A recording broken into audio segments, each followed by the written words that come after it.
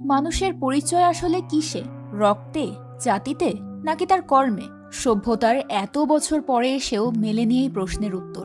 সময়ের চাকা ঘুরেছে, বদলেছে পৃথিবী, বদলায়নি শুধু জাতপাতের অদৃশ্য দেয়াল। একরোখা সমাজের এমনই এক অদৃশ্য দেওয়ালের কারণে বলির পাঠা হতে হয় নিষ্পাপ দুটো প্রাণকে, যাদের মৃত্যু বদলে দিয়েছে অসংখ্য সম্পর্কের সমীকরণ, পুড়িয়ে দিয়েছে ভালোবাসার সম্পর্কের শিকড়। বলছিলাম সম্প্রতি মুক্তিপ্রাপ্ত তেলুগু মুভি ঢন্ঢোরার কথা। জাতিভেদ আর কুসংস্কার যে মানুষের জীবনে কত ভয়ঙ্কর পরিণতি ডেকে আনে, সেটাই জানবো আমাদের আজকের গল্পে। তাই চলুন এখন আর কথা না বাড়িয়ে সরাসরি গল্পে চলে যাই।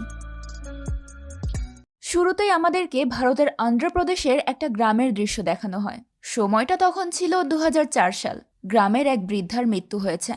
গ্রামে শ্মশানঘাট থাকা সত্ত্বেও বৃদ্ধার মৃতদেহ সৎকারের জন্য নিয়ে যাওয়া হচ্ছে গ্রাম থেকে দূরে একটা নির্জন জায়গায়, কারণ ওই বৃদ্ধা ছিল নিচু জাতির অন্তর্ভুক্ত। গ্রামের শ্মশানঘাট শুধুমাত্র উঁচু জাতের লোকদের সৎকারের জন্যই ব্যবহার করা হয়। সেখানে নিচু জাতের লোকদের মৃতদেহ সৎকারের কোনো অধিকার নেই।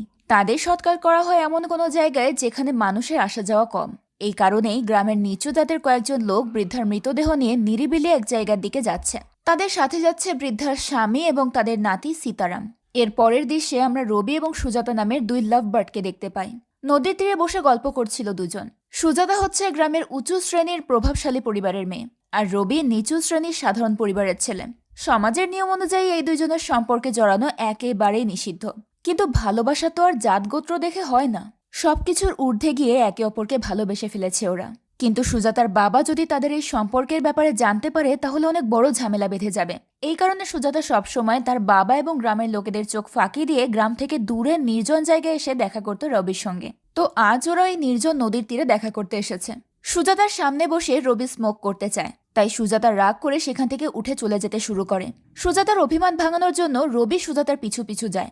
এরপর সে সুজাতার জন্য নিয়ে আসা গিফটটা দেখায়। গিফটটা ছিল মাইকেল জ্যাকসনের গানের ক্যাসেট। সুজাতা মাইকেল জ্যাকসনের অনেক বড় ফ্যান, তাই ক্যাসেট দেখে সে অনেক খুশি হয়। এখানে রবি দুষ্টুমি করে ক্যাসেটের বদলে সুজাতার সঙ্গে একটু রোমান্টিক হতে চায়, কিন্তু সুজাতা এসবে রাজি হয় না।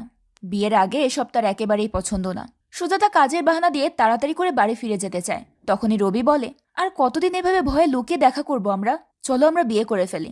সুজাতা বলে, তুমি আগে দুবাই যাওয়ার ব্যবস্থা করো, সেখানে গিয়ে আগে একটা জব ম্যানেজ করো, এরপর আমাকেও নিয়ে যেও, আমরা দুবাইতেই বিয়ে করব। তখন রবি বলে, বিয়ের জন্য দুবাই কেন যেতে হবে? আমি তোমার বাড়িতে গিয়ে তোমার পরিবারের সঙ্গে বিয়ের ব্যাপারে কথা বলি, তাহলেই তো হয়ে যাচ্ছে। তখন সুজাতা বলে, আমার পরিবারকে বিয়ের জন্য রাজি করানোর থেকে তোমার সঙ্গে দুবাই যাওয়া অনেক বেশি সহজ। রবি বলে, তাই বলে কি আমরা পালিয়ে বিয়ে করব? ভালোবেসে কি আমরা কোনো অপরাধ করে ফেলেছি? আমার মধ্যে কিসের কমতি আছে যে তোমার বাবা আমাকে পছন্দ করবে না? আশেপাশের গ্রামে আমার মতো হ্যান্ডসাম আর টাকাওয়ালা ছেলে আছে নাকি আর? সুজাতা রবিকে থামিয়ে দিয়ে বলে, নিজের গুণগান গাওয়া বন্ধ করো, আমাদের বিয়েটা দুবাইতে হবে, এটাই ফিক্সড। ওরা যখন এসব নিয়ে কথা বলছিল, তখনই খেয়াল করে সামনে ব্রিজের ওপর থেকে কয়েকজন লোক রশির সাহায্যে একটা মৃতদেহ নামাচ্ছে। এটা ওই নিচু জাতের বৃদ্ধার মৃতদেহ ছিল। সুজাতা বুঝতে পারে না মৃতদেহ এভাবে নিচে নামাচ্ছে কেন। তখন রবি তাকে বুঝিয়ে বলে, গ্রামের যে শ্মশানঘাটটা আছে সেটা শুধুমাত্র সুজাতাদের মতো উঁচু জাতের মানুষের জন্য। রবির মতো নিচু জাতের মানুষদের মৃতদেহ এভাবেই নির্জন জায়গায় সৎকার করা হয়। সুজাতা বলে, এভাবে ব্রিজ থেকে নিচে নামানো তো অনেক ঝুঁকিপূর্ণ কাজ, যদি হঠাৎ করে পড়ে গিয়ে কিছু হয়ে যায়? রবি তখন হেসে বলে, সে তো মরেই গেছে, এখন আর পড়ে গেলে কি বা হবে? দেখতে দেখতে হঠাৎ করেই রশি ছিঁড়ে যায় আর বৃদ্ধার মৃতদেহ নিচে পড়ে যায়। এটা দেখে বৃদ্ধার নাতি সীতারাম চিৎকার করে কেঁদে ওঠে। তার চিৎকারে চারপাশের বাতাস ভারী হয়ে ওঠে। সমাজের নিষ্ঠুর নিয়মের কাছে একটা মৃতদেহ অসহায়।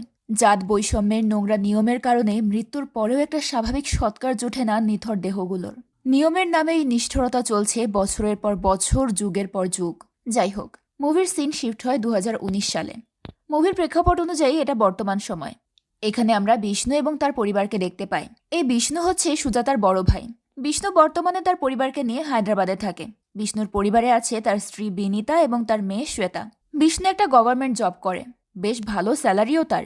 তবুও পরিবারের চাহিদা মেটাতে হিমশিম খেতে হয় তাকে, কারণ বিষ্ণুর স্ত্রী আর মেয়ের চাহিদা বিষ্ণুর সামর্থ্যের চেয়ে একটু বেশি। তার সমস্ত স্যালারির টাকা সংসার খরচে চলে যায়, সেটা জানার পরেও বিনীতা বুটিক শপ খোলার জন্য বিষ্ণুর কাছে 5 লাখ টাকা চায়। এই ব্যাপারটা নিয়ে বিষ্ণু প্রচণ্ড বিরক্ত হয়। এরই মাঝে শ্বেতা এসে তাকে জানায় যে তাকে স্কুল থেকে ট্যুরে নিয়ে যাওয়া হচ্ছে, আর সেই ট্যুরের জন্য তাকে 20,000 টাকা জমা দিতে হবে। বিষ্ণু তাকে মানা করে দেয়, কারণ কিছুদিন আগেই শ্বেতা একটা ট্যুর করে এসেছে। সব মিলিয়ে সংসার জীবন খুব একটা সুখী ছিল না বিষ্ণুর। ওয়াইফের সাথেও সম্পর্কটা খুব একটা ভালো না, সবসময় তাদের মধ্যে ঝগড়া লেগেই থাকে। এদিকে গ্রামের কারোর সঙ্গেও বিষ্ণুর কোনো যোগাযোগ নেই, এমনকি দীর্ঘদিন ধরে নিজের বাবার সঙ্গেও তার কোনো যোগাযোগ হয় না। এরপর একদিন হঠাৎ বিষ্ণুর চাচা বিষ্ণুকে কল করে জানায় বিষ্ণুর বাবা মারা গেছে, রাতের বেলা ঘুমের মাঝে মৃত্যু হয়েছে তার। খবরটা শুনে বিষ্ণু অনেক মন খারাপ করে।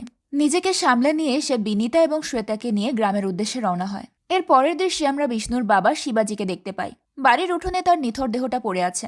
শিবাজির ঠিক মাথার কাছে একটা মেয়ে বিষণ্ণ হয়ে বসে আছে, যেন শিবাজির মৃত্যুতে সবচেয়ে বেশি কষ্ট সেই পেয়েছে। এই মেয়েটার পরিচয় আমরা সামনে জানতে পারবো। তবে এই মুহূর্তে শিবাজির মৃতদেহের পাশে তার আপন সন্তানেরা কেউ নেই। গ্রামের লোকেরাই ভিড় জমিয়েছে তার বাড়িতে। কিছুক্ষণ পর গ্রাম প্রধানও সেখানে চলে আসে। গ্রামের প্রধান হলেও তার বয়স কিন্তু খুব একটা বেশি নয়। খুব অল্প বয়সেই সফলতার শিখরে উঠে গেছে সে। কিন্তু দুর্ভাগ্যবশত নিচু জাতির হওয়ার কারণে গ্রাম প্রধান হওয়া সত্ত্বেও লোকেরা সামনাসামনি তাকে সম্মান করলেও চোখের আড়াল হলেই তাকে তুচ্ছ-তাচ্ছিল্য করে। যাই হোক, প্রধান শিবাজির ডেড বডিটা দেখার পর সেখানে উপস্থিত কয়েকজনকে জিজ্ঞেস করে গ্রামের কাস্ট লিডাররা এখানে কেউ এসেছে কিনা। গ্রামবাসীরা জানায় এখনো কেউ আসেনি। এরপর গ্রাম প্রধান একজনকে জিজ্ঞেস করে বিষ্ণুর সঙ্গে তার কথা হয়েছে কিনা। লোকটা জবাব দেয় বিষ্ণুকে জানানো হয়েছে, কিন্তু সে আসবে কিনা এই ব্যাপারে সে কিছু বলেনি। এই কথা শুনে প্রধান একটু অবাক হয়ে জিজ্ঞেস করে বিষ্ণু না আসলে তার বাবাকে কোথায় সৎকার করা হবে সেটা কে নির্ধারণ করবে। প্রধান শিবাজির পাশে বিষণ্ণ হয়ে বসে থাকা মেয়েটাকে দেখিয়ে বলে সৎকারের সিদ্ধান্ত কি ওই মেয়ে নেবে। জবাবে লোকটা বলে সৎকারের সিদ্ধান্ত তো কোনো মেয়ে মানুষ নিতে পারে না। প্রধান বলে তাহলে খোঁজ নাও বিষ্ণু আসবে কিনা। এরই মাঝে গ্রামের ডেকোরেটর ব্যবসার সঙ্গে জড়িত একটা লোক এসে প্রধানকে জিজ্ঞেস করে শিবাজির সৎকারের আয়োজনের জন্য কোনো তাঁবু লাগবে কিনা। প্রধান তখন রেগে গিয়ে বলে লোকটার সৎকার কোথায় হবে এখন পর্যন্ত সেটাই ঠিক হয়নি। তার কিছু কৃতকর্মের জন্য তার জাতির লোকেরাই শ্মশানে তার সৎকারের কাজ করতে দিতে রাজি হচ্ছে না। এদিকে বিষ্ণু আসবে কিনা সেটাও কেউ জানে না। এসবের মাঝে তুমি আমাকে জিজ্ঞেস করছো তাঁবু লাগবে কিনা। তাঁবু নিজের মাথায় টানাও। এখানে আমরা প্রধানের কথা শুনে বুঝতে পারি শিবাজি এমন কিছু কাজ করেছে যার কারণে আপার কাস্টের হওয়া সত্ত্বেও গ্রামের লোকেরা শ্মশানে তার সৎকার করতে দিতে চাচ্ছে না। তবুও প্রধান নিজের দায়িত্ববোধ থেকে সৎকারের সমস্ত প্রস্তুতি নিতে শুরু করে। সে গ্রামের কয়েকজন ছেলেকে বলে জঙ্গল থেকে কাঠ কেটে নিয়ে আসতে। কাঠ কাটার সময় ছেলেগুলো আলোচনা করে শিবাজির পাশে যে মেয়েটা বসে আছে তার এখন কি হবে। তাদের মধ্যে একজন বলে ওঠে বিষ্ণু তো তার বাবাকে কখনো সম্মান দেখায়নি, তার সাথে কোনো যোগাযোগও রাখেনি, আর শিবাজিও তো মরেই গেল, এখন মেয়েটার কি হবে কে জানে। এসব নিয়ে কথা বলতে বলতে হঠাৎ তাদের মধ্যে দুজন মেয়েটাকে বিয়ে করা নিয়ে ঝগড়া বাঁধিয়ে দেয়। এদিকে প্রধান বারবার বিষ্ণুকে কল করার চেষ্টা করে, কিন্তু বিষ্ণু বারবার প্রধানের কল কেটে দেয়। বিষ্ণু মূলত গাড়ি ড্রাইভ করছিল বলে ফোনটা কেটে দিচ্ছিল। বিষ্ণুর চাচাও তাকে বারবার কল করতে থাকে। বাধ্য হয়ে বিষ্ণু কলটা রিসিভ করে। বিষ্ণুর চাচা বিষ্ণুকে জানায় যে তাদের স্বজাতির লোকেরাই শ্মশানে শিবাজির সৎকার করতে দিচ্ছে না। বিষ্ণু বিরক্ত হয়ে বলে কেমন মানুষ আপনাদের গ্রামের লোকেরা, মৃত্যুর পরেও একটা মানুষের সঙ্গে শত্রুতা করে এরা। এরপর বিষ্ণু বলে আমি গ্রামে পৌঁছে সবার সঙ্গে কথা বলছি, আপনি সৎকারের ব্যবস্থা করুন, যা যা খরচ হয় আমি পৌঁছলে সব টাকা দিয়ে দেব। এটা বলে বিষ্ণু ফোনটা রেখে দেয়। তবে বিষ্ণু তার বাবার সৎকারের সমস্ত খরচা বহন করতে চাচ্ছে শুনে বিনিতা রেগে গিয়ে বলে তোমার কেন সমস্ত খরচা বহন করতে হবে, তোমার চাচা তো আছেই, সে করুক না খরচ। শ্বেতাও বলে ওঠে আমি যখন ট্যুরের কথা বললাম তখন তো তোমার কাছে টাকা ছিল না, এখন এত সব খরচ বহন করার টাকা তোমার কাছে কোথা থেকে আসবে। বিষ্ণু তখন রেগে গিয়ে বলে তোমার ট্যুরের সঙ্গে আমার বাবার সৎকারের তুলনা করছো কেন, দুটো কি এক নাকি। কথা বলতে বলতে বিষ্ণু খেয়াল করে বিনিতা এবং শ্বেতা দুজনেই সাদা ড্রেস পরে এসেছে। বিষ্ণু তখন বিরক্ত হয়ে বলে তোমরা মা মেয়ে এমন সাদা ড্রেস পরে সেজে গুজে এসেছো কেন। শ্বেতা বলে সোশ্যাল মিডিয়ার সেলিব্রিটিরা এভাবেই সাদা ড্রেস পরে মৃত ব্যক্তির বাড়িতে যায়। বিষ্ণু বলে কোন পরিবেশে কিভাবে যেতে হয় সেটা তোমাদের শেখা উচিত। বিনিতা তখন বলে ওঠে শ্বেতার কি দোষ, তুমি কি কখনো ঠিকভাবে তোমার পরিবারের সঙ্গে আমাদের পরিচয় করিয়ে দিয়েছো, কখনো আমাদেরকে গ্রামে নিয়ে এসেছো। শুধুমাত্র একবার শ্বেতার প্রথম জন্মদিনে ডেকেছিলে তোমার বাবাকে, তারপর কি শ্বেতা কখনো আর তার দাদাকে দেখেছে। আমিও তো ঠিকভাবে তাকে চিনি না, এমনকি তোমার বোনের ব্যাপারে তো আমি কিছু জানিই না। আসলে বিষ্ণু যেমন নিজেও পরিবারের সঙ্গে যোগাযোগ রাখেনি, তেমনি তার ওয়াইফ এবং মেয়েকেও বাবা কিংবা বোনের ব্যাপারে কখনোই কিছু বলেনি। এর পেছনে অবশ্য অনেক বড় একটা কারণ আছে। অতীতে এমন কিছু ঘটেছিল যার জন্য বিষ্ণু তার বাবার সঙ্গে কথা বলা বন্ধ করে দিয়েছে। তবে আজ বিনিতার কটাক্ষ শুনে বিষ্ণুর অতীতের কথাগুলো মনে পড়তে শুরু করে। সিন চলে যায় 2004 সালে। বিষ্ণুর বাবা অর্থাৎ শিবাজি সেই সময় ছিল অত্যন্ত দাম্ভিক আর একরোখা ধরনের একটা লোক। সে উঁচু জাতের লোক হয় নিচু জাতের মানুষদেরকে মানুষ বলেই মনে করতো না। একদিন গ্রামের পথ দিয়ে যাওয়ার সময় শিবাজি খেয়াল করে নিচু জাতের একটা ছেলের সাথে গ্রামেরই একটা মেয়ে হেসে হেসে কথা বলছে। এটা দেখে শিবাজি প্রচণ্ড রেগে যায়। মেয়েটা তাকে দেখে ভয়ে সেখান থেকে পালিয়ে যায়। এরপর শিবাজি ওই নিচু জাতের ছেলেটাকে অনেক মারধর করে সেখান থেকে তাড়িয়ে দেয়। তারপর সে গ্রামের পঞ্চায়েতের একটা মিটিংয়ে যায়। গ্রামের সমস্ত সমস্যার সমাধান আর যাবতীয় উন্নয়নের পরিকল্পনা এখানেই করা হয়। তো আজকের মিটিং ডাকা হয়েছে উঁচু জাতের লোকেদের জন্য রাখা শ্মশানঘাটে একটা ওয়াশরুম প্রয়োজন এটা নিয়ে কথা বলার জন্য। গ্রামের মুরব্বীরা ঠিক করেছে সবার কাছ থেকে চাঁদা তুলে ওয়াশরুম বানাবে। মোটামুটি সবাই রাজি হলেও পরমেশ নামের একজন লোক বেঁকে বসে।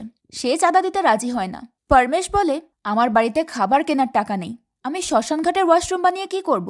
তাছাড়া আমি কিছুদিনের মধ্যেই হায়দ্রাবাদ চলে যাব। আমি বাকি জীবনটা সেখানেই থাকবো আর আমার মৃত্যুও সেখানেই হবে।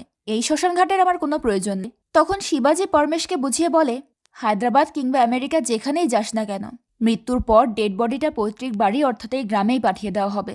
মৃত্যুর পর সৎকার হলো একটা মানুষকে দেওয়া জীবনের শেষ সম্মান। এটাকে এত ছোট করে দেখিস না। টাকা না থাকলে সরাসরি বলে দে যে টাকা নেই, কিন্তু এই সামান্য ব্যাপারে গ্রামের লোকেদের সাথে ঝামেলা করিস না। যেহেতু পরমেশের কাছে কোনো টাকা নেই, তাই শিবাজি তাকে গ্রামের পুজো মণ্ডপের ইলেকট্রিকের সমস্ত কাজ করে দিতে বলে। পঞ্চায়েত শেষে শিবাজি বাড়ি ফিরে যায়। বাড়িতে শিবাজি আর তার একমাত্র মেয়ে সুজাতা থাকে। বিষ্ণু তখন হায়দ্রাবাদে পড়ালেখা করত। সুজাতা কলেজে একটা কালচারাল প্রোগ্রামে ডান্স করার সিদ্ধান্ত নিয়েছে। বাড়িতে সেটারই প্র্যাকটিস করছিল সে। ওই সময় গ্রামের একটা লোক শিবাজির সঙ্গে দেখা করতে আসে। লোকটা শিবাজিকে সুজাতার বিয়ের কথা বলে। সে সুজাতার জন্য একটা বিয়ের প্রস্তাব নিয়ে এসেছে। কিন্তু শিবাজি বলে, সুজাতা তো আরো পড়ালেখা করতে চায়। তাছাড়া বিষ্ণুরও এখনো পড়ালেখা শেষ হয়নি। বিষ্ণুর পড়ালেখা শেষ করে যখন জব করবে তখন সুজাতার ব্যাপারটাও ভাববে শিবাজি। এই কথা শুনে লোকটা বলে ওঠে, মেয়ে বড় হলে এভাবে বাড়িতে বসিয়ে রাখতে নেই, যত তাড়াতাড়ি সম্ভব বিয়ে দিয়ে দেওয়া উচিত। কিন্তু শিবাজি তার সিদ্ধান্তে অনড়। বাবার সিদ্ধান্তে সুজাতাও একটু স্বস্তি পায়। পরদিন সুজাতা রবির সঙ্গে দেখা করতে যায়। আজ রবি একটা বিশেষ কারণে দেখা করতে ডেকেছে সুজাতাকে। রবির দুবাই যাওয়ার ব্যবস্থা হয়ে গেছে। দুবাইয়ের টিকিট এখন রবির হাতে। 2 দিনের মধ্যেই সে দুবাই চলে যাবে। দুবাইয়ের টিকিট দেখে আনন্দে আত্মহারা হয়ে যায় সুজাতা। কিন্তু সেই আনন্দের সাথে একটু চিন্তিত হয়ে বলে, দুবাই গিয়ে আমাকে ভুলে যাবে না তো? রবি বলে, তোমার জন্যই তো বেঁচে আছি, তোমাকে ভুলবো কি করে? তবে রবি তখন সুজাতাকে তার এক বন্ধুর বাড়িতে নিয়ে গিয়েছিল। ওই বাড়িতে আজ কেউ নেই। রবি দুবাই যাওয়ার আগে সুজাতার সঙ্গে একটু রোম্যান্স করতে চাচ্ছিল। এই কথা শুনে সুজাতা প্রচণ্ড রেগে যায়। সে রবির ওপর চিৎকার করতে শুরু করে। তখন রবি সুজাতার কাছে ক্ষমা চায় এবং প্রমিস করে যে সে এমন চিন্তা আর কখনো মাথায় আনবে না। আসলে তার মনে কোনো খারাপ উদ্দেশ্য ছিলও না। সে সুজাতাকে সত্যিই মন থেকে ভালোবাসত। তবে মাঝে মধ্যে সুজাতাকে রাগাতে তার একটু ভালোই লাগতো। তো যাই হোক, এরপর সুজাতা বাড়ি ফিরে যায়। পরদিন ওরা থিয়েটারে মুভি দেখার প্ল্যান করে। রবি যখন থিয়েটারের দিকে যাচ্ছিল তখনই গ্রামের একটা ছেলে রবির কাছে লিফট চায়। ছেলেটার নাম রাজু এবং সে একজন রিপোর্টার। তো যেহেতু রবি এখন সুজাতার সঙ্গে দেখা করতে যাচ্ছে, তাই সে রাজুকে বাইকে নিতে রাজি হয় না। রাজু জোর করে উঠতে চাইলে রবি তাকে কাজের বাহানা দেখায়। তখন রাজু হুমকি দিয়ে বলে, আমাদেরকে কেন বাইকে নিবি? তোর বাইক তো শুধু সুজাতার জন্য। আমি কিন্তু সুজাতার ভাই বিষ্ণুকে খুব ভালোভাবে চিনি। মাঝে মধ্যে ফোনে কথাও হয় আমাদের। বলে দেবো নাকি তোদের লাভ স্টোরির কথা? জবাবে রবি বলে, তোকে মেরে হাড়গোড় আলাদা করে দিতেও খুব বেশি সময় লাগবে না আমার। বন্ধুদেরকে একবেলা মদ খাওয়ালেই ইজিলি কাজটা করে দেবে ওরা। তাই চুপচাপ নিজের কাজ কর। এই বলে রবি থিয়েটারে চলে যায়। কিন্তু পুরোটা সময় সে চিন্তিত হয়ে থাকে। সে ভেবেছিল তাদের সম্পর্কের কথা কেউ জানে না, কিন্তু রাজু কোনোভাবে জেনে গেছে। এখন সে যেহেতু জানে, ধীরে ধীরে সবাই জেনে যাবে। রবির তখন এটা নিয়ে বেশি চিন্তা হচ্ছিল যে সে দুবাই চলে যাওয়ার পর যদি সুজাতার বাবা অন্য কোনো ছেলের সঙ্গে তার বিয়ে দিয়ে দেয় তাহলে কি করবে রবি। তাই সে সুজাতাকে বলে দুবাই যাওয়ার আগেই সে বিয়ে করতে চায়। কিন্তু সুজাতা চাচ্ছিল দুবাই গিয়ে সেটেল হয়ে সে যেন সুজাতাকে নিয়ে যায়, আর সেখানেই তারা বিয়ে করে। কিন্তু রবি বলে, আমি চলে যাওয়ার পর তোমার বাবা যদি তোমার বিয়ে দিয়ে দেয় তাহলে আমি দুবাই থেকেই মরে যাব। একদিন না একদিন তো আমাদের সম্পর্কের কথা তোমার বাবা জেনেই যাবে। তাই অন্য কারো কাছ থেকে জানার থেকে ভালো চলো আমরাই বলে দিই। সুজাতা বলে, আমার বাবা কখনোই রাজি হবে না। রবি বলে, তোমার ভাই শিক্ষিত, সে নিশ্চয়ই আমাদের কথাটা বুঝবে। তখন সুজাতা বলে ওঠে, আমি আমার বাবার একমাত্র মেয়ে হওয়া সত্ত্বেও তোমার সঙ্গে পালিয়ে যেতে চাচ্ছি, আর তুমি কিনা পরিবার নিয়ে টানাটানি করছো।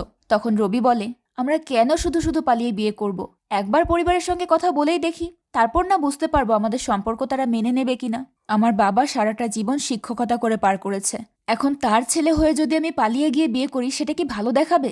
আমার কথা না হয় বাদ দাও, তুমি তো সবসময় তোমার বাবার খেয়াল রাখো। বাবার কিছু হলে তুমি অস্থির হয়ে যাও। বাড়ি ফিরতে একটু দেরি হলেই তুমি চিন্তিত হয়ে পড়ো। পালিয়ে গিয়ে তোমার বাবার সঙ্গে যোগাযোগ না করে থাকতে পারবে? সুজাতা বলে, আমি কিচ্ছু জানি না, আমি শুধু তোমাকে চাই। এই বলে সে রবির সঙ্গে রাগারাগি করে চলে যায়, কিন্তু তবুও পরিবারের সঙ্গে কথা বলার বিষয়টাতে রাজি হয় না। অন্যদিকে গ্রামের ওই ব্যক্তি আবারও শিবাজিকে সুজাতার বিয়ের ব্যাপারে বলে। শিবাজি তখন বিরক্ত হয়ে বলে, তুই সুজাতার জন্য যার প্রস্তাব নিয়ে এসেছিলি সেই ছেলে তো সারাদিন মাতাল হয়ে পড়ে থাকে, একটা মাতালের সঙ্গে মেয়ের বিয়ে দেব নাকি? লোকটা বলে, তুই শুধু মদ খাওয়াটাই দেখলি, ছেলেটা যে সরকারি চাকরি করে সেটা দেখলি না? নিজের জাতের মধ্যে সরকারি চাকরিওয়ালা ছেলে পাওয়া কিন্তু মুখের কথা নয়। আর বিয়ের আগে তো আমরাও বাউন্ডুলে ছিলাম, বিয়ের পর তো ভালো হয়ে গেছি, তাই না? ওই ছেলেটাও ভালো হয়ে যাবে। লোকটা জোরাজুরিতে শিবাজি বিয়ের জন্য রাজি হয়। সে লোকটাকে বিষ্ণুর সঙ্গে নিজেই কথা বলতে বলে, বাকিটা সে কথা বলে নেবে। বিষ্ণু তখনও হায়দ্রাবাদে কলেজের একটা মেয়ের সঙ্গে তার সম্পর্ক তৈরি হয়েছে। কিন্তু মজার ব্যাপার হলো এই মেয়েটা বিষ্ণুদের থেকেও উঁচু জাতের ছিল। আর বিষ্ণুর বাবার মতো এই মেয়েটার বাবাও জাত গোত্র নিয়ে খুব বেশি বাড়াবাড়ি করে। এই কারণে মেয়েটা বিষ্ণুকে বলে একটা ভালো সরকারি জব ম্যানেজ করতে। ভালো ক্যারিয়ার আর ভালো পজিশন থাকলে হয়তো তার বাবা আপত্তি নাও করতে পারে। তবুও মনের ভেতর একটা ভয় লেগেই থাকে, যদি রাজি না হয়। বিষ্ণু ঠাট্টা করে বলে, আমার নাম বিষ্ণু, তার মানে আমি সাক্ষাৎ রামের মতো একটা ছেলে। আমাকে তোমার বাবা মানা করতে পারবে না। বিষ্ণুর গার্লফ্রেন্ড শ্বেতা বলে, আমার বাবা রামের পূজা করে ঠিকই, কিন্তু মেয়ের বিয়ের সময় রামের মতো ছেলে এলেও তার জাতগোত্র বিচার অবশ্যই করবে। বিষ্ণু বলে, ঠিক আছে ঠিক আছে, কোনো কারণে যদি তোমার বাবা রাজি না হয় আমি আমাদের সমাজে নিয়ে গিয়ে তোমাকে বিয়ে করব। অন্যদিকে রবির জন্মদিন চলে আসে, তাই সুজাতা তাকে তার পছন্দের হিরোর পরা একটা শার্টের কপি গিফট করে। পছন্দের হিরোর মতো শার্ট পেয়ে রবি আনন্দে আত্মহারা হয়ে যায়। পরের দিন গ্রামে গণেশ পূজার উৎসব ছিল। সেখানে রবি তার পছন্দের হিরোর গানে ডান্স করে। তার ডান্সের তালে মেতে ওঠে পুরো গ্রাম, এমনকি গ্রামের মহিলারাও বাদ যায় না। আসলেও আশেপাশের গ্রামে তার মতো হ্যান্ডসাম ছেলে আর নেই, এই কারণে সবাই তার উপর ফিদা। কিন্তু ওই যে সমস্যা একটাই, নিচু জাত। যাই হোক, ডান্স শেষে পূজা মণ্ডপের আড়ালে রবি এবং সুজাতা দেখা করে, আর এখানেই ঘটে যায় এক অঘটন। গ্রামের কিছু উঁচু জাতের লোকেরা ওদেরকে একসঙ্গে দেখে ফেলে। যেটার ভয় পাচ্ছিল সেটাই হয়ে যায়। মুহূর্তের মধ্যেই সুজাতার বাবার কানে এই খবর পৌঁছে যায়। সুজাতার বাবা সুজাতাকে বাড়ি নিয়ে যায়। এরই মাঝে সুজাতার চাচা বিষ্ণুকে কল করে আর্জেন্টলি গ্রামে আসতে বলে, কিন্তু তখনও সে সুজাতার ব্যাপারটা জানতো না। তাই বাড়ি ফেরার সময় সে তার বোনের জন্য মেকআপ এবং অন্যান্য গিফট আইটেম নিয়ে আসে এবং শিবাজির সামনে আগের মতোই হাসি ঠাট্টা করতে থাকে সুজাতার সাথে। রাতে খাবারের সময় হয়ে গিয়েছিল, তাই শিবাজি বিষ্ণুকে আগে খাবার খেয়ে নিতে বলে। খাবার খেতে খেতে শিবাজি বলে, যত দ্রুত সম্ভব সুজাতার বিয়ে দিয়ে দিতে হবে। হঠাৎ করে বিয়ের সিদ্ধান্ত নেওয়ার কারণ জানতে চায় বিষ্ণু। শিবাজি সব ঘটনা তাকে বলতেই যাবে, তখনই রবি চলে আসে।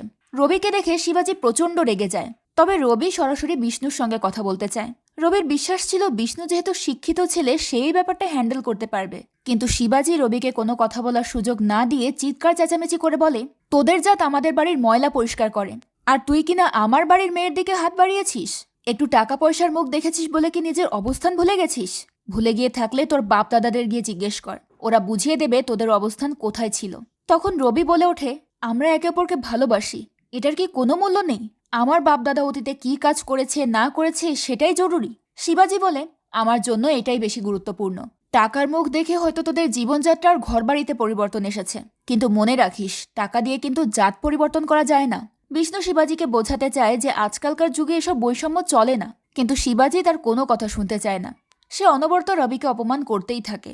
রবি তখন জোর গলায় বলে, আমার বাপদাদা কি কাজ করেছে না করেছে সেটা তাদের ব্যাপার, আমি শুধু জানি আমি সুজাতাকে ভালোবাসি। এই কথা শুনে শিবাজি রবিকে মারার জন্য তেড়ে আসে। বিষ্ণু কোনো মতে তাকে আটকে রাখে এবং রবিকে সেখান থেকে চলে যেতে বলে। রবিও তখন আর ঝামেলা না বাড়িয়ে চলে যায়। এরপর শিবাজি সুজাতার সঙ্গে রাগারাগি করতে শুরু করে, এমনকি তার গায়ে হাতও তুলতে চায়, কিন্তু বিষ্ণু এবারও তাকে থামিয়ে দেয়। এরপর বিষ্ণু তার বাবাকে বোঝানোর চেষ্টা করে যে সমাজ কি ভাববে এসব চিন্তা করে কেন সে নিজের মেয়ের জীবন নষ্ট করতে যাচ্ছে। বিষ্ণু বলে, আমাদের যখন কিছুই ছিল না সমাজের কেউ তো সাহায্য করেনি, তাহলে তাদের কথা ভেবে কেন নিজের মেয়ের খুশি বিসর্জন করছো? শিবাজি বলে, তাই বলে নিচু জাতের একটা ছেলের হাতে মেয়েকে তুলে দেব? এমনটা করলে সমাজে আমাদের কোনো সম্মান থাকবে না, আমাদের ভবিষ্যৎ প্রজন্ম আমাদেরকে অভিশাপ দেবে। তখন বিষ্ণু বলে, ভবিষ্যৎ প্রজন্মর কথা বলে বর্তমান মানুষগুলোকে কেন কষ্ট দেবে তুমি? সমাজ এখন বদলে গেছে, মানুষের জীবনযাত্রা পাল্টেছে। আমার দাদা ব্যবসায়ী ছিল, কিন্তু তুমি ছিলে কৃষক, আর আমি এখন শহরে চাকরি করব। আমাদের জীবনে তো কত পরিবর্তন এসেছে, তাহলে আমাদের ভবিষ্যৎ প্রজন্মে কতটুকু পরিবর্তন আসবে সেটা তুমি এখন কিভাবে বলছো? শিবাজি বলে, তুই পড়ালেখা করছিস ঠিকই, কিন্তু বাস্তব দুনিয়া সম্পর্কে তোর কোনো ধারণা নেই। বইয়ের জগতের বাইরেও বাইরে আলাদা একটা জগৎ আছে, তাই 2-4টে বই পড়ে আমাকে জ্ঞান দিতে আসিস না।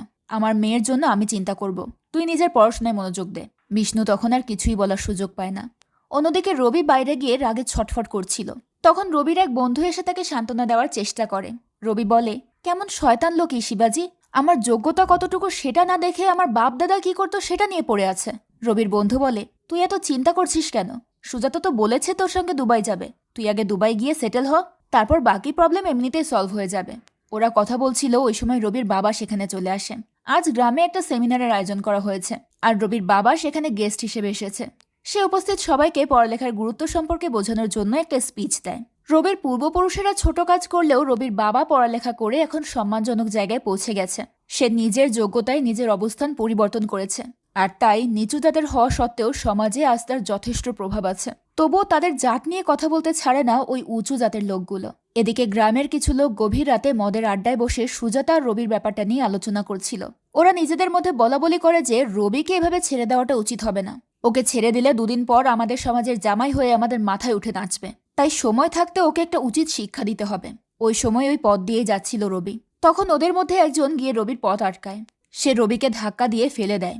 বাইক সহ পড়ে যাওয়ায় রবির একটা পা বাইকের নিচে চাপা পড়ে যায়। সে সেখান থেকে বেরোনোর অনেক চেষ্টা করে, কিন্তু অনেক চেষ্টার পরেও সে পারছিল না। সেই সুযোগে ওই লোকগুলো রবিকে প্রচণ্ড মারধর করতে শুরু করে, এমনকি ধারালো অস্ত্র দিয়ে তাকে আঘাতও করে। রবিও তখন কোনো মতে পাটা ছাড়িয়ে নিজেকে বাঁচানোর অনেক চেষ্টা করে, কিন্তু এতগুলো লোকের সঙ্গে সে পেরে ওঠে না। তবে সে হারও মেনে নেয় না, একাধারে সবার সঙ্গে একাই লড়াই করে যায়। তাদের মধ্যে একটা বৃদ্ধ লোক ছিল। রবি তার বয়সের কথা মাথায় রেখে তাকে আঘাত করতে গিয়েও থেমে যায়, কিন্তু পরবর্তীতে ওই লোকটাই ত্রিশূল দিয়ে আঘাত করে রবিকে নির্মমভাবে হত্যা করে। জীবনের ওই শেষ মুহূর্তেও রবির বারবার সুজাতার কথাই মনে পড়ছিল। জাত বৈষম্যের নোংরা খেলায় দুটো হৃদয় আজীবনের জন্য আলাদা হয়ে গেল।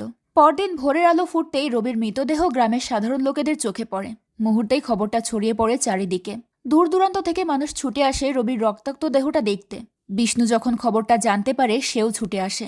বিষ্ণু ভেবেছিল কোনো না কোনোভাবে শিবাজিকে বুঝিয়ে বিয়েতে রাজি করাবে, কিন্তু সেই সময়টাই দিল না সমাজের কুৎসিত মানসিকতার ওই মানুষগুলো। বিষ্ণুকে দেখে রাজু এগিয়ে এসে বলে, মেরে ফেললি তো ছেলেটাকে। জাত নিয়ে এতই যখন বড়াই তখন নিজের বোনটাকে ঘরে আটকে রাখলি না কেন? এতে অন্তত নির্দোষ ওই ছেলেটার প্রাণে বেঁচে যেত। তোদের বিরুদ্ধে তো পুলিশি ব্যবস্থা নেওয়ারও কোনো উপায় নেই। তোরা উঁচু জাতের লোক হতে সবাইকে একেবারে কিনেই নিয়েছিস। সব তো তোদের হুকুমেই চলে। তবে একটা কথা মনে রাখিস, আজ হয়তো তোদের স্বজাতিরা তোদের সাপোর্ট করছে, কিন্তু যদি কখনো ভুলেও তুই এই জাতির বিরুদ্ধে যাওয়ার চেষ্টা করিস তখন তোর সমাজ তোকেই মেরে ফেলতে দ্বিধাবোধ করবে না। আর সেই সময় তোরা রবি আর রবির বাবার কষ্টটা বুঝতে পারবি। রাজুর কথা শুনে বিষ্ণু একেবারেই বোবা হয়ে যায়, কারণ সে জানে জাতি বৈষম্যের কারণে তার জাতের লোকেরা যা করেছে তা বন্য পশুকেও হার মানায়। এসবের মাঝেই বিষ্ণুর কাছে তার গার্লফ্রেন্ড শ্বেতার কল আসে। বিষ্ণুর তখন মনে পড়ে যায় শ্বেতার বাবাও তো তার বাবার মতোই জাত গোত্র নিয়ে বাড়াবাড়ি করে, তাই সে ওই দিন শ্বেতার কলটা রিসিভ করে না। আর ওই দিনের পর থেকে নিজের প্রাণ আর সম্মানের দায়ে শ্বেতার সঙ্গে কোনো যোগাযোগও রাখে না। সে চায়নি জাত বৈষম্যের এই নোংরা খেলায় আর কারো জীবন চলে যাক। পুরনো এসব কথাগুলো মনে করতে গিয়ে বিষ্ণু একটু অন্যমনস্ক হয়ে গেলেই সাথে সাথেই তাদের গাড়িটার অ্যাক্সিডেন্ট হতে যাচ্ছিল।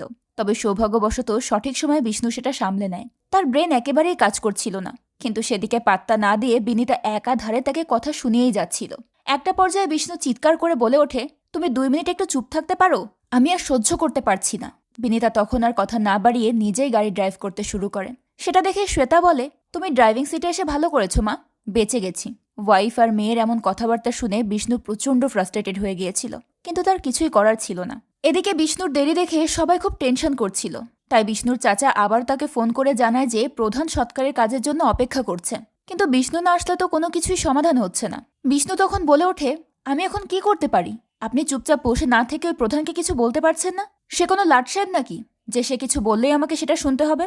ঘটনাক্রমে বিষ্ণুর চাচা লাউডস্পিকারে ফোন দিয়ে কথা বলছিল, তাই এই কথা শুনে প্রধান সহ সবাই খুব লজ্জায় পড়ে যায়।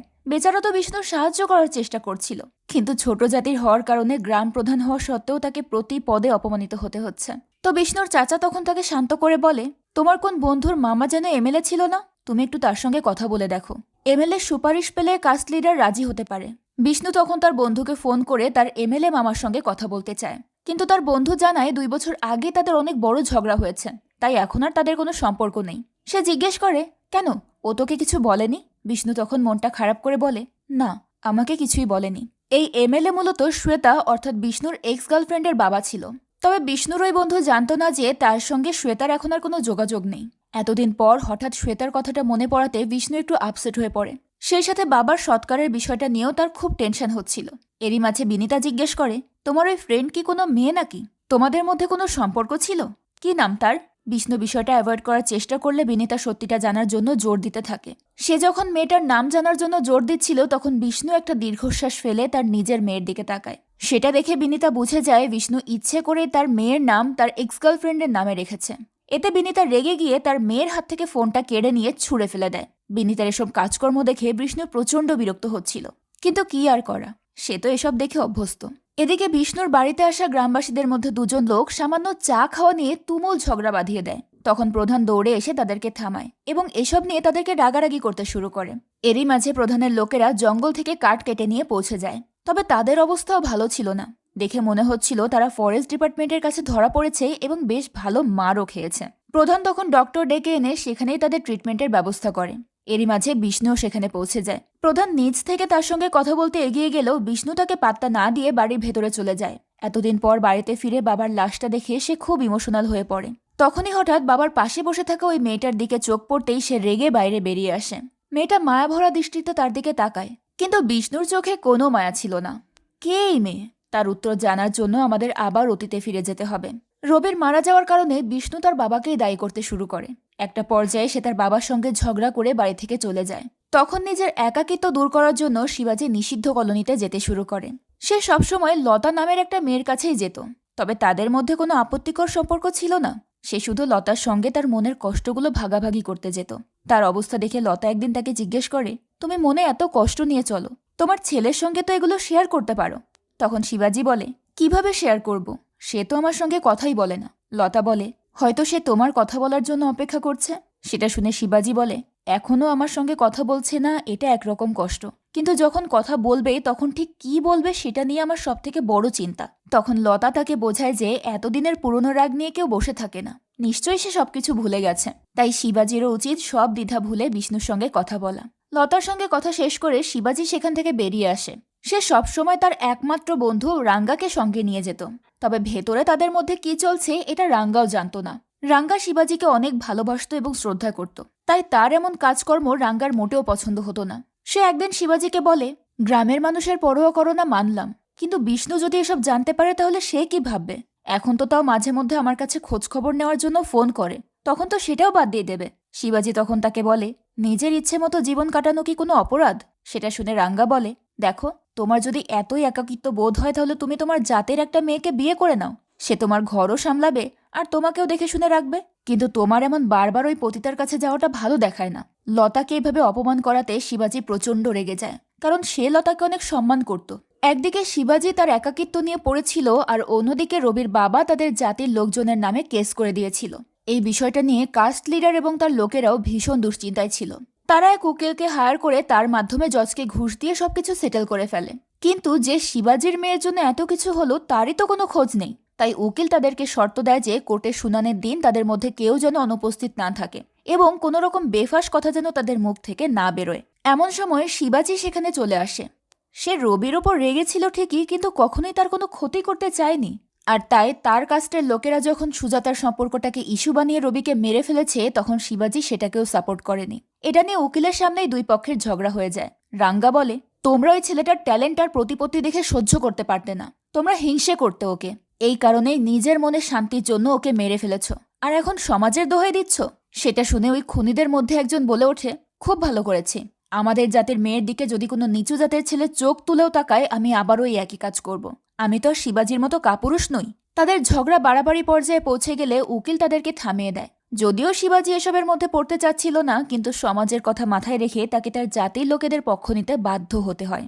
রাতে রাঙ্গা তাকে জানায় যে বিষ্ণু তাকে ফোন করে তার মেয়ের প্রথম জন্মদিন উপলক্ষে দাওয়াত করেছে।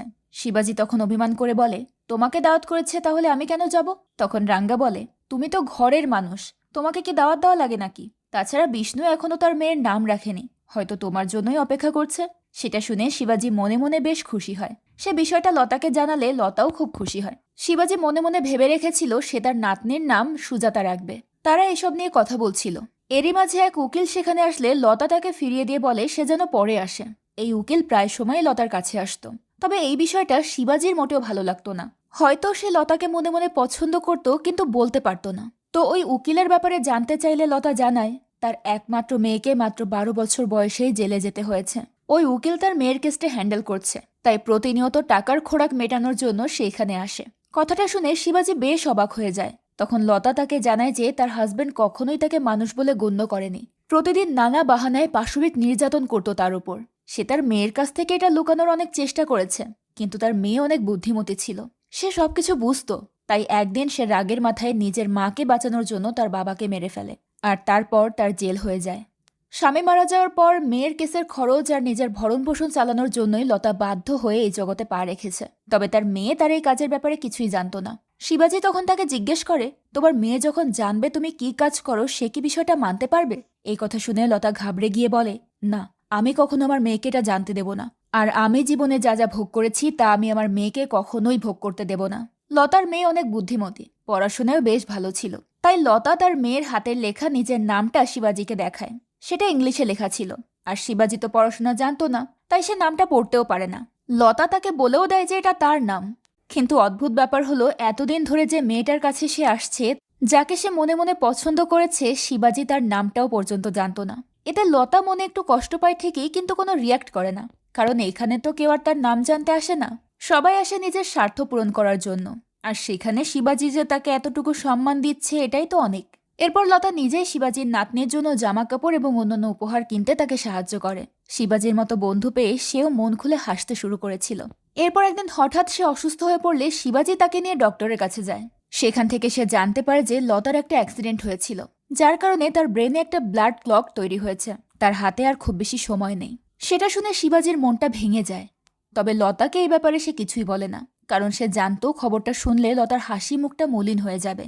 এরপর ফাইনালি শিবাজি রাঙ্গাকে নিয়ে পৌঁছে যায় বিষ্ণুর বাড়িতে, কিন্তু বিষ্ণু তার সঙ্গে একটাবার কথাও বলে না। এরই মাঝে বিনিতা এসে শিবাজিদেরকে ভেতরে ডেকে নিয়ে যায়। তবে যখন সে নাতনির নাম রাখতে যায় তখন বিনিতা তাকে জানায় যে সে অলরেডি নাম রেখে ফেলেছে। তারা দুজন মিলে মেয়ের নাম ঠিক করেছে শ্বেতা। শিবাজি এতে একটু কষ্ট পায় ঠিকই, কিন্তু কোনো রিয়াক্ট করে না। তবে এরপর যখন সে নাতনিকে কোলে নিতে চায় তখন বিষ্ণু তাকে বাধা দেয়। এবার আর শিবাজি বিষয়টা মেনে নিতে না পেরে চুপচাপ সেখান থেকে বেরিয়ে যায়। সে বুঝে গিয়েছিল বিষ্ণু এখনো তাকে ক্ষমা করেনি। সেখান থেকে শিবাজি সোজা চলে যায় লতার কাছে। লতা সবকিছু শুনে তাকে বলে, তোমার এভাবে চলে আসাটা উচিত হয়নি। তোমারই তো ছেলে, একটু রাগ করেছে তো কি হয়েছে, তুমি তাকে বুঝিয়ে বললেই সব ঠিক হয়ে যেত। তখন শিবাজি বলে, আমি কি এমন ভুল করেছি? নিজের মেয়েকে পছন্দের ছেলের সঙ্গে বিয়ে দিতে চাওয়াটা কি কোনো অপরাধ? সেটা শুনে লতা বলে, অপরাধ না, কিন্তু তোমার তো শুধু নিজের পছন্দের ছেলে হলেই চলবে না, তাকে তোমার জাতেরও হতে হবে। তুমি তোমার জাতিকে যতটা গুরুত্ব দাও ততটা গুরুত্ব যদি তুমি তোমার ছেলে মেয়েকে দিতে, তাহলে আজ আর এই দিন তোমাকে দেখতে হতো না। এখন তুমি তোমার ছেলের রাগটা বুঝতে পারছো, তার কষ্ট অনুভব করতে পারছো, কিন্তু তুমি ওই সময় সুজাতার কষ্টটা বোঝার চেষ্টা করোনি। একটা কথা মনে রেখো, বিষ্ণু যদি কোনোদিনও তোমাকে এসবের জন্য ক্ষমা করেও দেয়, সুজাতা কখনোই তোমাকে ক্ষমা করবে না। লতার এসব কথা শুনে শিবাজি রাগ করে সেখান থেকে চলে যায়। বাড়ি ফিরে সে একা বসে সুজাতার ছবি দেখছিল। তখনই তার অতীতের কথাগুলো মনে পড়ে যায়। রবি মারা যাওয়াতে সুজাতা প্রচণ্ড ভেঙে পড়েছিল। তার লাশটা যখন পোস্টমর্টমের জন্য নিয়ে যাওয়া হয়, সুজাতাও ছুটে গিয়েছিল হসপিটালে। সেখানে সে রবির বাবার কাছে হাত জোর করে ক্ষমা চেয়ে বাড়ি ফিরে আসে। তার বাবা তাকে সান্ত্বনা দেওয়ার চেষ্টা করে, কিন্তু সুজাতা সেদিকে পাত্তা না দিয়ে রান্নাঘর থেকে খাবার এনে খেতে শুরু করে দেয়। কিছুক্ষণ পর বিষ্ণু বাড়ি ফিরে তার বাবার দিকে ঘৃণার চোখে তাকায়। ছেলে মেয়ের এতটা ঘৃণা শিবাজি মানতে পারছিল না, কিন্তু সমাজ তার মুখটা চেপে ধরেছিল। এরপর বিষ্ণু ভেতরে গিয়ে দেখে তার বোন আত্মহত্যা করেছে। আসলে সুজাতা ওই খাবারের মধ্যে বিষ মিশিয়ে নিয়েছিল। এটা দেখে শিবাজি একেবারে ভেঙে পড়ে। ওদিকে বিষ্ণু এমনিতেই তো রবির বিষয়টা নিয়ে আপসেট ছিল, তার উপর আবার বাবার ভুলের কারণে নিজের বোনটাকেও হারাতে হলো। সে শিবাজির ওপর প্রচণ্ড ক্ষেপে যায় এবং সেখান থেকেই সে তার বাবার সঙ্গে সমস্ত সম্পর্ক শেষ করে দিয়ে আজীবনের জন্য বাড়ি ছেড়ে চলে যায়। এসব কথা মনে পড়তেই শিবাজি হাউমাউ করে কাঁদতে শুরু করে। পরদিন কোর্টের শুনানিতে সবকিছু উকিলের প্ল্যান অনুযায়ী চলছিল, কিন্তু তখনই শিবাজি নিজ থেকে কাঠগড়ায় গিয়ে স্বীকার করে নেয় যে সে আর তার জাতির লোকেরা মিলে রবিকে খুন করেছে। কাস্ট লিডার এবং বাকিরা তাকে আটকানোর অনেক চেষ্টা করে, কিন্তু শিবাজি কারো পরোয়া না করে সমস্ত অপরাধ স্বীকার করে নেয়, যাতে তার জাতির লোকেরা নিজেদের অন্যায়ের শাস্তি পায়। লতাও সেদিন কোর্টে উপস্থিত ছিল। শিবাজির এমন কাজ দেখে তারা সবাই অবাক হয়ে যায়। এরপর যখন তাদের সবাইকে অ্যারেস্ট করে নিয়ে যাওয়া হচ্ছিল, তখন লতা শিবাজিকে বলে, আমাকে মাফ করে দিও, আমার ওই দিন তোমাকে এইভাবে কথাগুলো বলা উচিত হয়নি। তখন শিবাজি বলে, তুমি একদম ঠিক করেছো লতা, আজ তোমার জন্যই আমার মনটা হালকা হয়ে গেছে। শিবাজির মুখে প্রথম নিজের নামটা শুনে লতা খুব খুশি হয়। শিবাজি জেলে যাওয়ার কিছুদিন পর বিষ্ণু তার সঙ্গে দেখা করতে আসে। সেটা দেখে শিবাজি খুব খুশি হয়। লতা ততদিনে মারা গিয়েছিল, তাই শিবাজি লতার মেয়ের স্কুলের অ্যাড্রেসটা বিষ্ণুকে দিয়ে বলে, মেয়েটার তো কেউ নেই, তাই আমি গার্জিয়ান হিসেবে তোমার নাম লিখিয়ে দিয়েছিলাম। তুমি প্লিজ একটু স্কুলে কথা বলে নিও আর মেয়েটার একটু খেয়াল রেখো। কিন্তু বিষ্ণু তাতে রাজি হয় না, কারণ সে ততদিনে লতার পরিচয় জেনে গিয়েছিল এবং তার বাবার সঙ্গে লতার যে সম্পর্ক ছিল সেটাও সে জানত।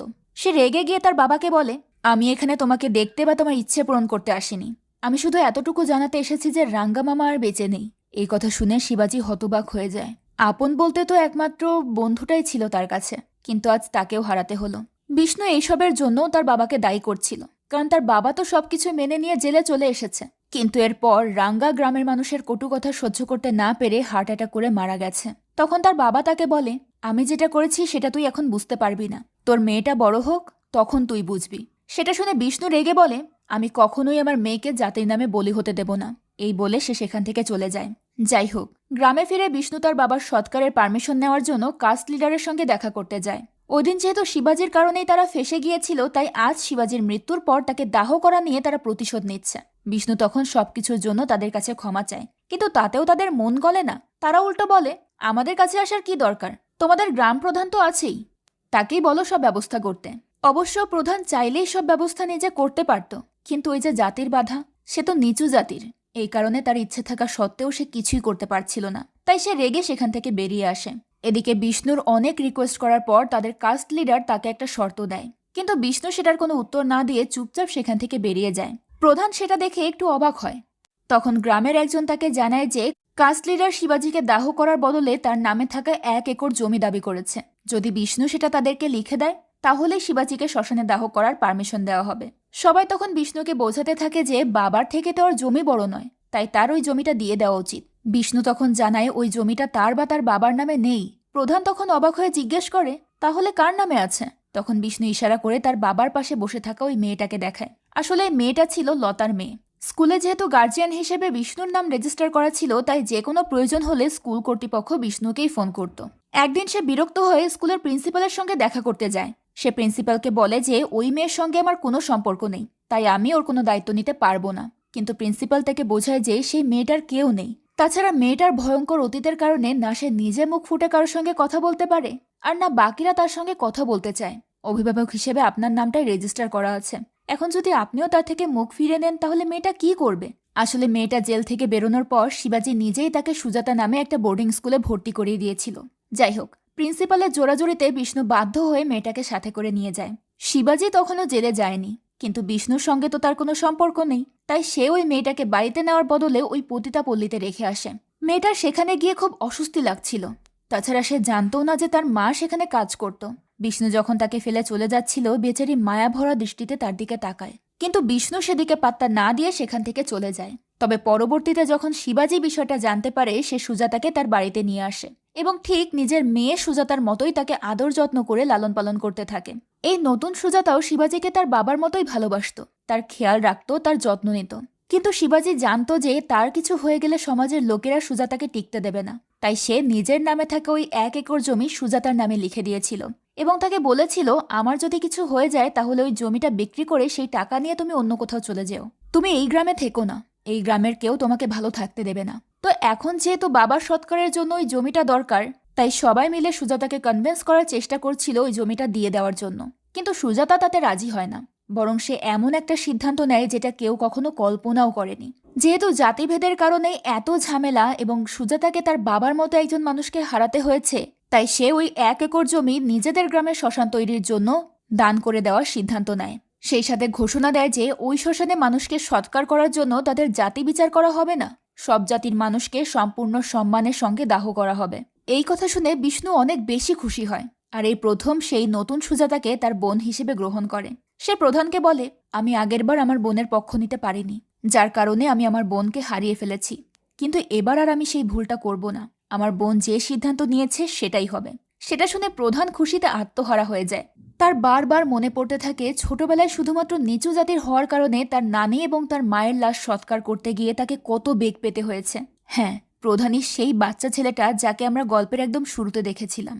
বেচারা ইমোশনাল হয়ে শিবাজির লাশের কাছে গিয়ে বলে, তুমি সেরা বস, তুমি মরে গিয়ে নিজের সঙ্গে এই গ্রামের সমস্ত কুসংস্কার আর খারাপ মানসিকতা সঙ্গে নিয়ে যাচ্ছ, তাই তোমার সৎকার আমি অনেক স্পেশালভাবে করব।